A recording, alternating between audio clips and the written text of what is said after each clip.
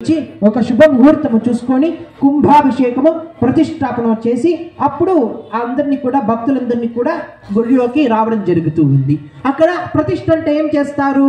అర్చక స్వామి వారు చివరి రోజున అంటే 3 రోజులు కానివ్వండి, 5 రోజులు కానివ్వండి, 9 రోజుల పాటు జరగాలని శాస్త్రం చెప్తూ ఉంది. చివరి రోజున స్వామివారు ఒక కుంభాన్ని తల మీద పెట్టుకొని ఆ ఆలయానికి ప్రదక్షిణం చేసుకొని ఒక శుభ ముహూర్తమున ఆ కుంభంలో ఉన్నటువంటి శక్తిని బింబంలోకి ఆవాహనం చేస్తారు.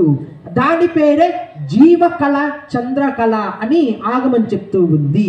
అది ఆవాహన చేయడానికే ఒక శుభ ముహూర్తం ఉంటుంది. అదే పాత ఆలయాన్ని పునర్నిర్మాణం చెయ్యాలి అంటే ఏం చేస్తారు? ఒక పండితుడిని పిలిపించి 3 రోజుల పాటు బాలాలయం చేసి చివరి రోజున ఏం చేస్తారు? ఆ విగ్రహంలో ఉన్నటువంటి శక్తిని బింబ కుంభాత్ ఆవాహనం అంటే బింబంలో ఉన్నటువంటి శక్తిని ఆ కుంభంలోకి ఆవాహన చేస్తారు. మీకు ఒక అర్థమైందా? చూడండి భక్తజనులారా, కొత్త శక్తిని పుట్టించి విగ్రహంలోకి ఆవాహన చేయాలన్నా కావాల్సినటువంటిది కలశమే.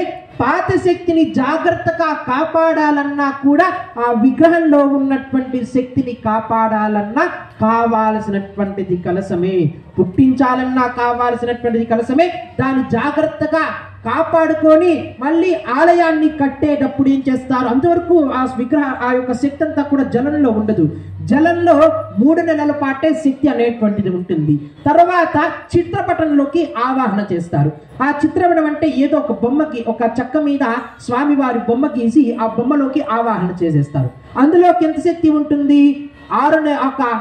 12 నెలలు కానివ్వండి, 15 నెలల వంతు వరకే ఆ శక్తి అనేటువంటిది ఉంటుంది. తర్వాత ఏం చేస్తారు? అంతలోపల ఆలయాన్ని కట్టేసి మళ్ళీ ఆ చిత్రపటంలో నుంచి కుంభంలోకి ఆవాహన చేసుకొని దానికంతా కూడా ప్రతినిత్యము అంటే ఏమేమైనా తెలియనటువంటి దోషాలు ఏమైనా ఆలయాల్లో అంటే ఎవరెవరో దూరింటారు, దానికి అక్షన్మోచనం అలాగే ఈ యొక్క రత్నన్యాసం అన్ని కూడా చేసి ఒక శుభ ముహూర్తమున మళ్ళీ బాలాలయమైనటువంటి ఆలయాన్ని ప్రతిష్టాపన చేస్తారు. అటువంటి కలశమే ఇక్కడ మనకు ప్రతిష్టాపన చేశారు. ఆ శరీరమే ఆ కలశమే స్వామి వారి యొక్క శరీరము. ఆ శరీరానికే దారం చుట్టారు. అదే స్వామి వారి యొక్క నరాలు. ఆ శరీరంలోకే నీళ్లు పోయడం జరిగింది. అది స్వామి వారి యొక్క రక్త మాంసాలు. ఆ శరీరంలోకే ఆ యొక్క జాజికాయ, జాపత్రి, యాలంగులు, లవంగాలు ఇవన్నీ కూడా పచ్చకర్పూరం పుడికొట్టి ఆ యొక్క జలంలో వేయడం జరిగింది. అవన్నీ స్వామి వారికి ఒక్కొక్క అవయవం కిందగా వస్తుంది. ఆ శరీరానికే మామిడాకులు పెట్టారు. అది ఒక ఆభరణం లాంటిది. ఆ శరీరానికే ఒక కొబ్బరికాయ అనేటువంటిది పెట్టారు. అది శిరస్సు లాంటిది. ఆ శరీరానికే మాల వేయడం జరిగింది. అంటే ఒక ఆభరణంలాగా ఒక మాల అంటే మనము ఎలాగైతే తల్లో పూలు పెట్టుకుంటామో, తులసి తీసుకుంటే ఎలాగైతే చెవుల్లో పెట్టుకుంటామో అలాగ స్వామి వారికి ఒక మాల అనేటువంటి ఒక అలంకారము.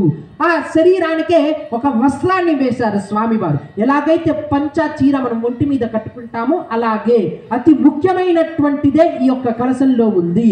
పవిత్రమైనటువంటి దర్భతో వేసినటువంటి బ్రహ్మకూర్చ. అందులోనే స్వామి వారి యొక్క ప్రాణము, కళలు అలాగే శక్తి అనేటువంటిది అందులోనే దాగి ఉంటుంది.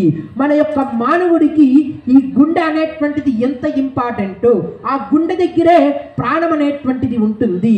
ఆ ప్రాణాన్ని కాపాడేదే గుండె. కనుక అటువంటి గుండెని ఎంత జాగ్రత్తగా మనం చూసుకుంటామో అతి ముఖ్యమైనటువంటిదే ఇక్కడ కూర్చలో స్వామివారి శక్తి అనేటువంటిది దాగి ఉంది. అందుకే